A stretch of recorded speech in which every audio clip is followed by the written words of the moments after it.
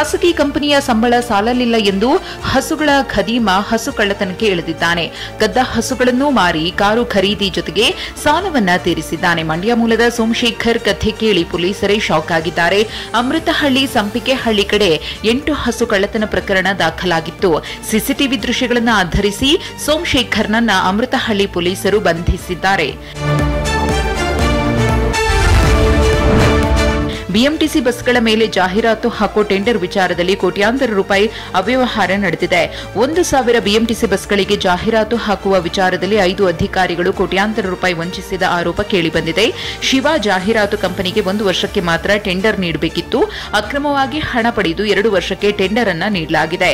ಹೊಸ ಟೆಂಡರ್ ಕರೆಯಲು ಹೋದಾಗ ಕಳ್ಳಾಟ ಬಯಲಾಗಿದೆ.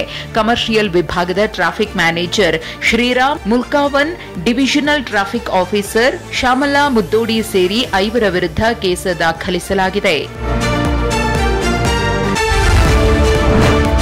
ಕಬ್ಬನ್ ಪಾರ್ಕ್ ಸಿಟಿ ಜನರ ಪಾಲಿನ ಆಕ್ಸಿಜನ್ ಪಾರ್ಕ್ 2ನೇ 4ನೇ ಶನಿವಾರ ಭಾನುವಾರ ಸರ್ಕಾರಿ ರಜೆ ದಿನಗಳಲ್ಲಿ ಕಬ್ಬನ್ ಪಾರ್ಕ್ ಒಳಗೆ ವಾಹನಗಳ ಓಡಾಟಕ್ಕೆ ನಿಷೇಧ ಹೇರಲಾಗಿದೆ. ಆದರೆ ಬೆಂಗಳೂರು ದಕ್ಷಿಣ ಉತ್ತರ ಭಾಗದಲ್ಲಿ ಟ್ರಾಫಿಕ್ ಜಾಮ್ ಹೆಚ್ಚಾಗುತ್ತೆ.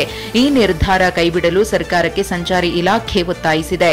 ಈ ಸಂಬಂಧ ಪ್ರಧಾನ ಕಾರ್ಯದರ್ಶಿ ಶಾಲಿನಿ ರಜನೀಶ್ ತೋಟಗಾರಿಕೆ ಇಲಾಖೆ, ಪೊಲೀಸರು ಮತ್ತು ಪಾರ್ಕ್ ಸಮಿತಿ ಜೊತೆ ಸಭೆ ನಡೆಸಿದ್ದಾರೆ. ಪರಿಸರ ಪ್ರೇಮಿಗಳು ವಾಹನಗಳ ಓಡಾಟಕ್ಕೆ ಅವಕಾಶ ನೀಡದಂತೆ ವಿರೋಧಿಸಿದ್ದಾರೆ.